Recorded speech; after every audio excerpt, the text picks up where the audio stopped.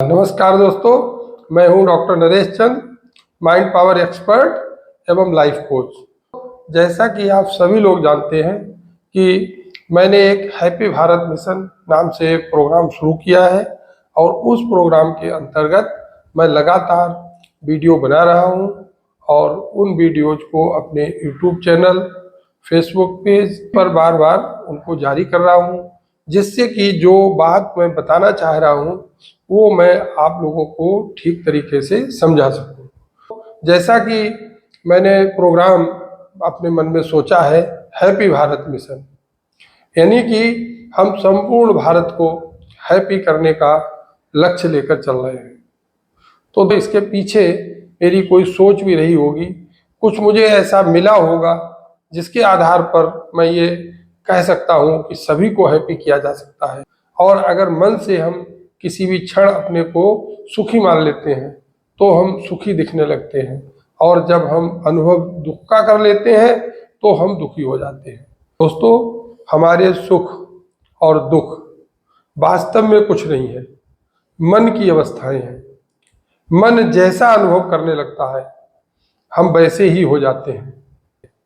तो दोस्तों, संपूर्ण भारत को हैप्पी बनाने में मन को समझना है, मन की कार्यप्रणाली को समझना है, और अगर हमने ठीक से समझ लिया तो हमको हैप्पी होने में, सभी को हैप्पी होने में देर नहीं लगेगी।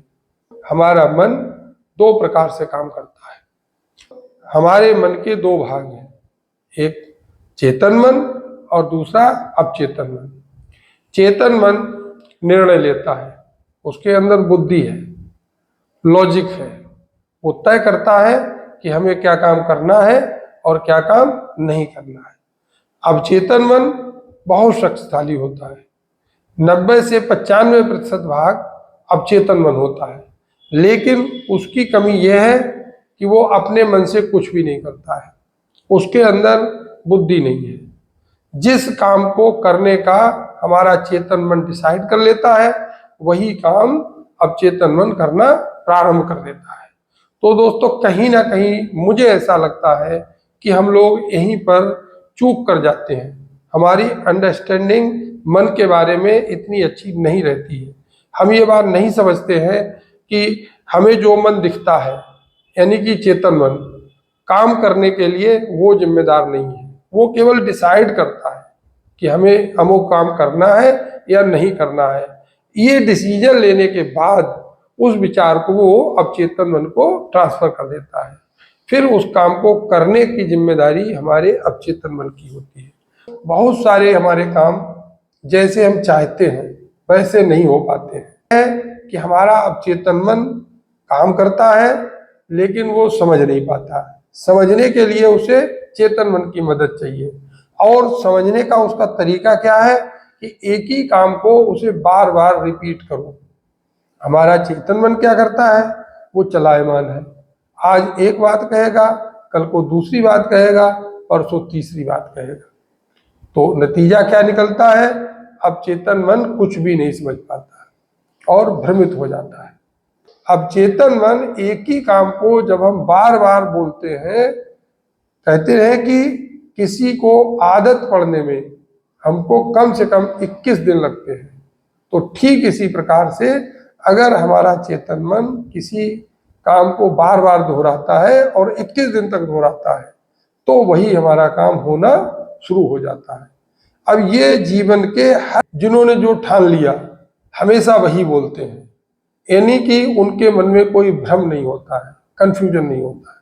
जब वो एक ही बात को लगातार बोलेंगे और तब तक बोलेंगे जब तक वो कार्य संपन्न नहीं हो जाता है, तो अवचेतन मन उनको 100% रिजल्ट निकाल के देता है और उस कार्य को उसकी इच्छा के अनुरूप संपन्न करके देता है। लेकिन हम बदलाव करते रहते हैं।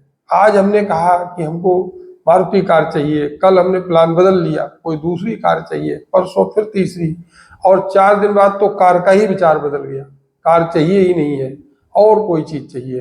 तो अवचेतन मन भ्रमित होता है और वो कुछ भी कर नहीं पाता है। हम खुश कब होंगे, जब सारे काम हमारी मर्जी के अनुरूप होंगे। और हमारे सारे काम हमारी मर्जी के अनुरूप होंगे कैसे, अगर हम अवचेतन मन का सही से प्रयोग करना सीख जाएंगे। और अवचेतन मन का सही प्रयोग क्या है कि चेतन मन से उनको सही मैसेज मिले ताकि वो ठीक से काम कर सके। इसके लिए हमें अपने अवचेतन मन को प्रशिक्षित करने की जरूरत है। और हम सभी जानते हैं अगर सारे कार्य हमारे मर्जी के अनुसार होने लगेंगे तो हम खुश हो जाएंगे और इस प्रकार हम संपूर्ण देश को, पूरे भारत को खुशहाल बना सकते हैं और इसमें बिल्कुल भी देरी नहीं लगेगी। आइए इस अभियान में मेरे साथ जुड़िए। पहले अपने को खुशहाल बनाइए और उसके बाद में मेरे साथ अन्य भाइयों को, अन्य बहनों को खुशहाल बनाने में हमारे साथ जुड़िए। बहुत बहुत धन्यवाद। नमस्कार।